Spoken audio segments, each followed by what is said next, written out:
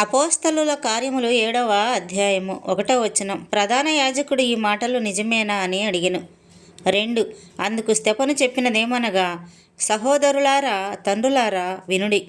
మన పితరుడైన అబ్రహాము హారానులో కాపురం ఉండక మునుపు మెసొపొతమియాలో ఉన్నప్పుడు మహిమగల దేవుడు అతనికి ప్రత్యక్షమై 3.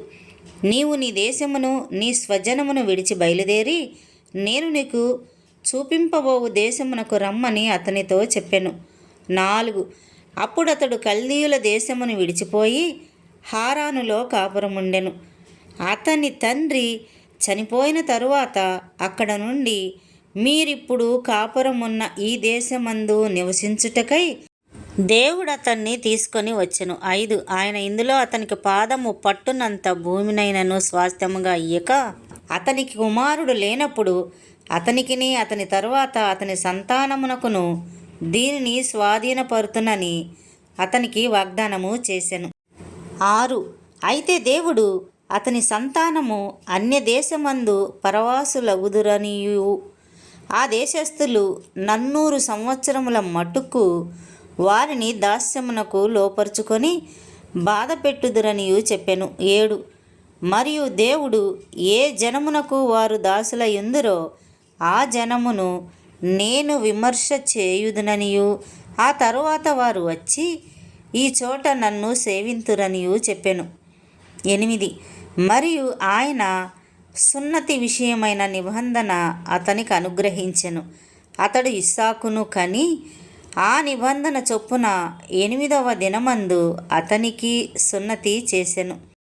ఇస్సాకు యాకోబును, యాకోబు 12 గోత్రకర్తలను కని వారికి సున్నతి చేసిరి. 9.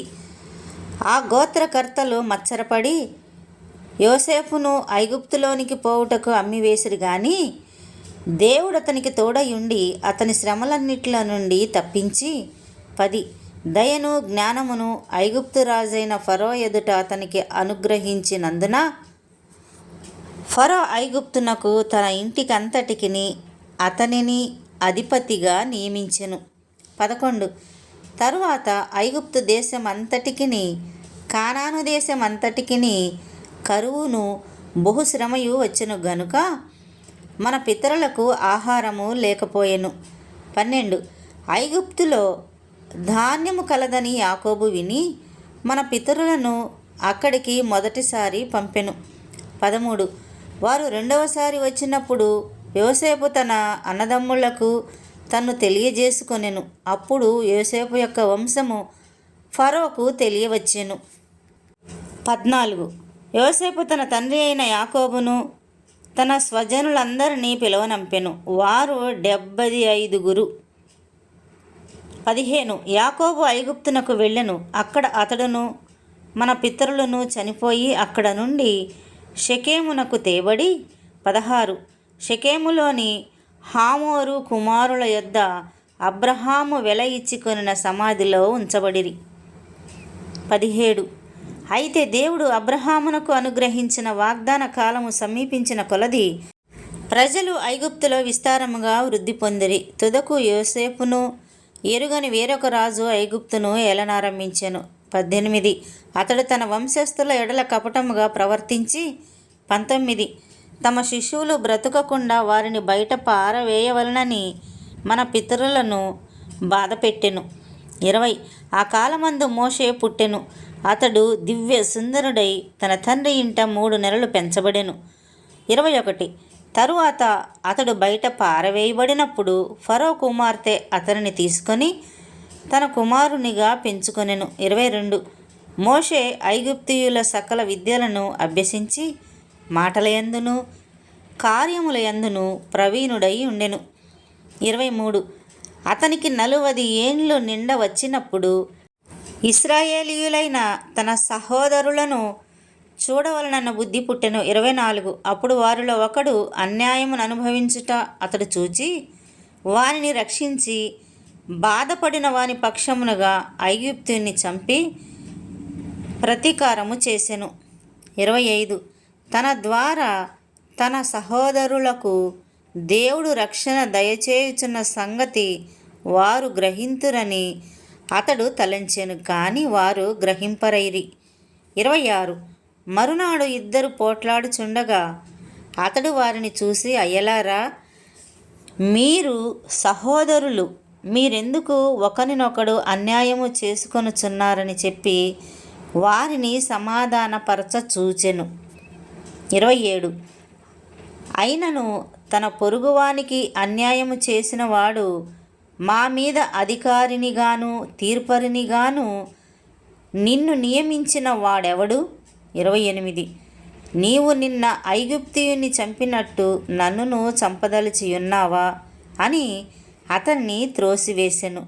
29 మోషే ఆ మాట విని పారిపోయి మిద్యాను దేశములో పరదేశి అయ్యుండి అక్కడ ఇద్దరు కుమారులను కనెను. 30 40 ఏండ్లైన పిమ్మట సీనాయి పర్వతారణ్యమందు ఒక పొదలోని అగ్ని జ్వాలలో ఒక దేవదూత అతన్ని కగపడెను. 31 మోషే చూసి ఆ దర్శనమునకు ఆశ్చర్యపడి దాన్ని నిదానించి చూచుటకు దగ్గరకు రాగా 32 నేను నీ పితరుల దేవుడను, అబ్రహాము, ఇస్సాకు, యాకోబుల దేవుడను అని ప్రభువు వాక్కు వినబడెను గనుక మోషే వణికి నిదానించి చూచుటకు తెగింపలేదు. 33 అందుకు ప్రభువు, నీ చెప్పులు విడువుము, నీవు నిలుచున్న చోటు పరిశుద్ధ భూమి. 34 ఐగుప్తులో నున్న నా ప్రజల దురవస్థను నేను నిదానించి చూచితిని, వారి మూలుగులు వింటిని, వారిని విడిపించుటకు దిగివచ్చి ఉన్నాను. రమ్ము, నేనిప్పుడు నిన్ను ఐగుప్తునకు పంపుదునని అతనితో చెప్పెను.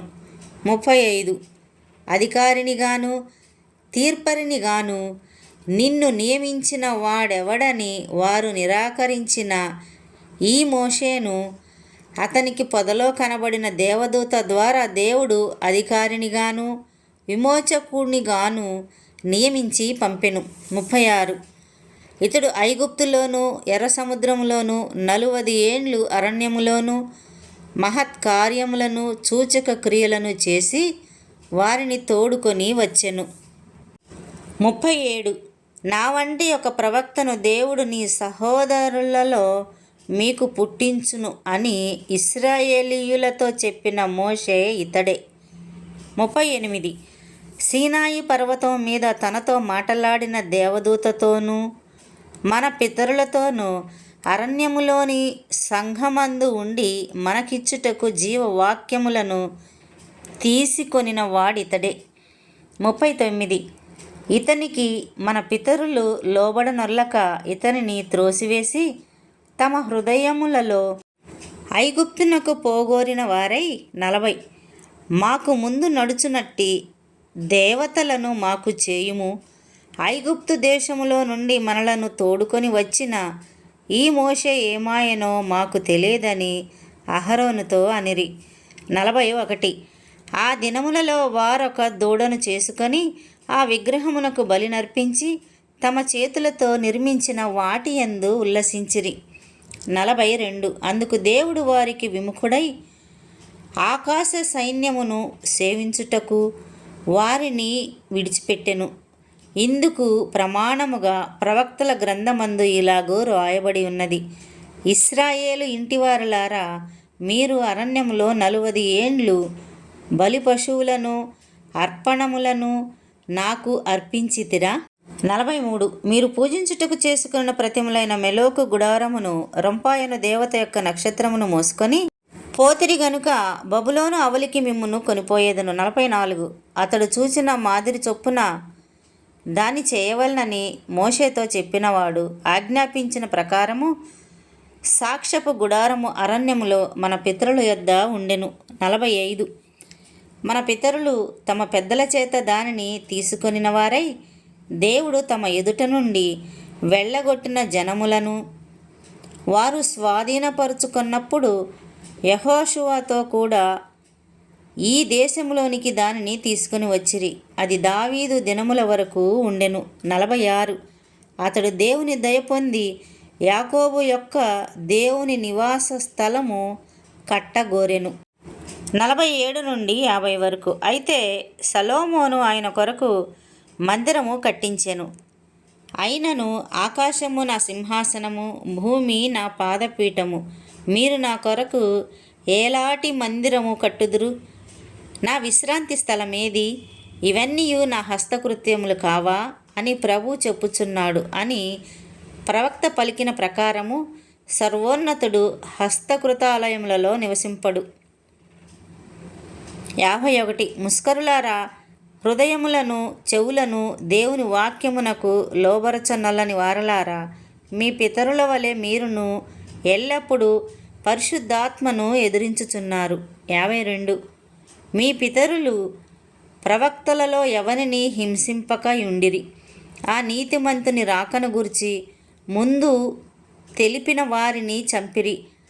ఆయనను మీరు ఇప్పుడు అప్పగించి హత్య చేసిన వారైతిరి. 53. దేవదూతల ద్వారా నియమింపబడిన ధర్మశాస్త్రమును మీరు పొందితిరి గాని దానిని గైకొనలేదని చెప్పాను. 54. వారి మాటలు విని కోపముతో మండిపడి అతనిని చూసి పండ్లు కొరికిరి.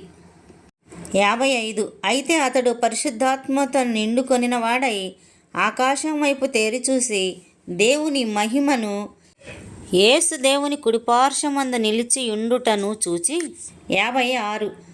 ఆకాశము తెరవబడుటయు మనుష్య కుమారుడు దేవుని కుడిపార్శ్వమందు నిలిచి యుండుటయు చూచుచున్నానని చెప్పెను. 57. అప్పుడు వారు పెద్ద కేకలు వేసి చెవులు మూసుకొని ఏకముగా అతని మీద పడి 58. పట్టణపు వెలుపలికి అతనిని వెళ్ళగొట్టి రాళ్ళు రువ్వి చంపిరి. సాక్సులు సౌలు అను ఒక యవనుని పాదముల యొద్ద తమ వస్త్రములు పెట్టిరి.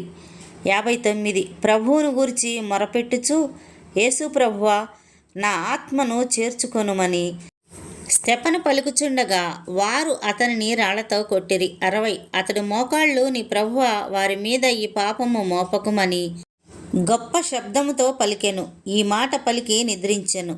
సౌలు అతని చావునకు సమ్మతించెను.